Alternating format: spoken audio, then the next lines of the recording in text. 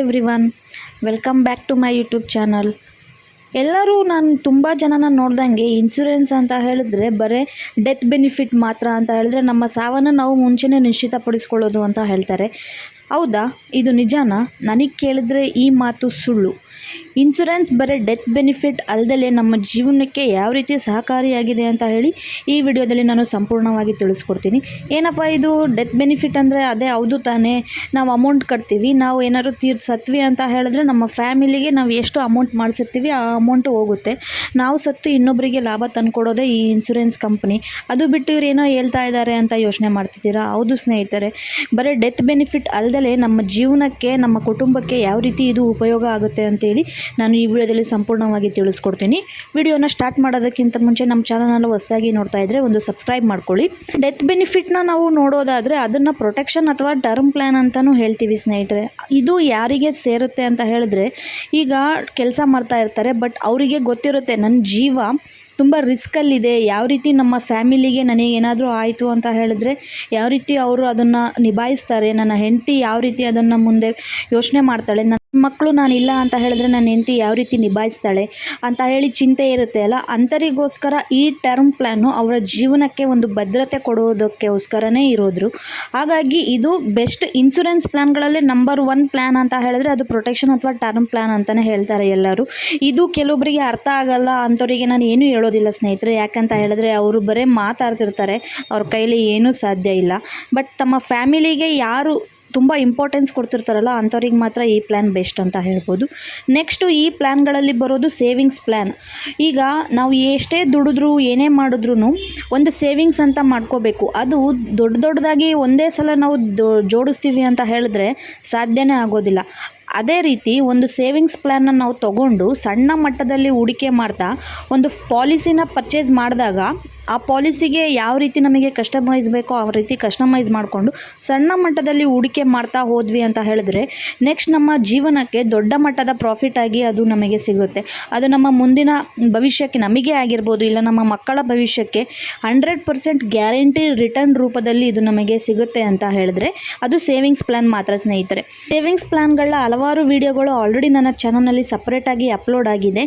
ನಿಮಗೆ ಯಾವ ಪ್ಲ್ಯಾನ್ ಬೇಕು ಅಂತ ಹೇಳಿದರೆ ಆ ಪ್ಲ್ಯಾನ್ನ ನಾನು ಆಲ್ರೆಡಿ ಡಿಸ್ಕ್ರಿಪ್ಷನಲ್ಲಿ ಮೆನ್ಷನ್ ಮಾಡಿರ್ತೀನಿ. ಸೇವಿಂಗ್ಸ್ ಪ್ಲ್ಯಾನ್ಗಳನ್ನ ಇಂಟ್ರೆಸ್ಟ್ ಇತ್ತು ಅಂತ ಹೇಳಿದ್ರೆ ಸಪ್ರೇಟ್ ವಿಡಿಯೋ ಇದೆ, ಹೋಗಿ ಒಂದ್ಸಲ ಚೆಕ್ ಮಾಡಿ. ನೆಕ್ಸ್ಟ್ ಬರೋದು ವೆಲ್ತ್ ಕ್ರಿಯೇಷನ್ ಪ್ಲ್ಯಾನ್ ಅಂತ ಹೇಳಿ. ಈಗ ಈ ಪ್ಲ್ಯಾನ್ ಯಾವ ರೀತಿ ವರ್ಕೌಟ್ ಆಗುತ್ತೆ ಅಂತ ತಿಳಿಸ್ಕೊಡ್ತೀನಿ. ಅಂದರೆ ಈಗ ಅಮೌಂಟ್ ನಾವು ಸದ್ಯಕ್ಕೆ ಸಾಕಷ್ಟು ಮಟ್ಟಿಗೆ ಮಾಡಿದ್ದೀವಿ, ನನ್ನ ಜೀವನಕ್ಕೆ ಅಮೌಂಟ್ ಸಾಕಾಗಿದೆ. ಈಗ ನಾನು ದುಡಿಯೋದ್ರ ಜೊತೆಗೆ ನನ್ನ ಅಮೌಂಟನ್ನು ಸ್ವಲ್ಪ ದುಡಿಸೋಣ, ನನ್ನ ಅಮೌಂಟನ್ನು ಬೇರೆ ಎಲ್ಲೋ ಬಡ್ಡಿ ಕೊಡೋ ಬದಲು ಈ ಪ್ಲ್ಯಾನಲ್ಲಿ ಹಾಕೋದ್ರಿಂದ ಅದನ್ನು ಯುಲಿಪ್ ಪ್ಲ್ಯಾನ್ ಅಂತ ಹೇಳ್ತಾರೆ. ನಮ್ಮ ಅಮೌಂಟು ಭದ್ರವಾಗಿರುತ್ತೆ, ಅದ್ರ ಜೊತೆ ಗ್ಯಾರಂಟಿಡ್ ಇನ್ಕಮ್ ನಮಗೆ ಪ್ರತಿ ವರ್ಷ ಇಂಟ್ರೆಸ್ಟ್ ರೂಪದಲ್ಲಿ ಬರ್ತಾ ಹೋಗುತ್ತೆ. ಈ ವೆಲ್ತ್ ಕ್ರಿಯೇಷನ್ ಪ್ಲ್ಯಾನು ಈ ರೀತಿ ನಮಗೆ ನಮ್ಮ ಹಣವನ್ನೇ ನಮಗೆ ದೊಡ್ಡ ಮಟ್ಟದಲ್ಲಿ ಅದನ್ನು ಇನ್ನೂ ಸ್ವಲ್ಪ ಬೆಳೆಸೋದಕ್ಕೆ ತುಂಬ ಸಹಕಾರಿಯಾಗಿದೆ ಸ್ನೇಹಿತರೆ. ಈ ಪ್ಲ್ಯಾನ್ ಅಂಡರಲ್ಲಿ ಯಾವ್ಯಾವ ಪ್ಲ್ಯಾನ್ ಬರ್ತಾವೆ ಅಂತ ಹೇಳಿ ನೀವು ಇಂಟ್ರೆಸ್ಟ್ ಇದ್ದರೆ ಕಮೆಂಟ್ ಮಾಡಿ, ಅದನ್ನು ನಾನು ಸಪ್ರೇಟ್ ವಿಡಿಯೋನ ನನ್ನ ಚಾನಲ್ನಲ್ಲಿ ಆದಷ್ಟು ಬೇಗ ಅಪ್ಲೋಡ್ ಮಾಡ್ತೀನಿ. ನೆಕ್ಸ್ಟು ಈ ಇನ್ಶೂರೆನ್ಸ್ ಕಂಪ್ನಿಗಳಲ್ಲಿ ಮೇಜರಾಗಿ ಸಿಗುವಂಥ ಪ್ಲ್ಯಾನ್ ಅಂತ ಹೇಳಿದ್ರೆ ಅವು ಚೈಲ್ಡ್ ಪ್ಲ್ಯಾನ್ಗಳು. ಈಗ ನಮ್ಮ ಫ್ಯಾಮಿಲಿಗೆ ತಂದೆ ತಾಯಿ ಆದಮೇಲೆ ಅವರಿಗೆ ತಮ್ಮ ಮಕ್ಕಳ ಭವಿಷ್ಯನೇ ಮೇಜರ್ ಆಗಿರುತ್ತೆ.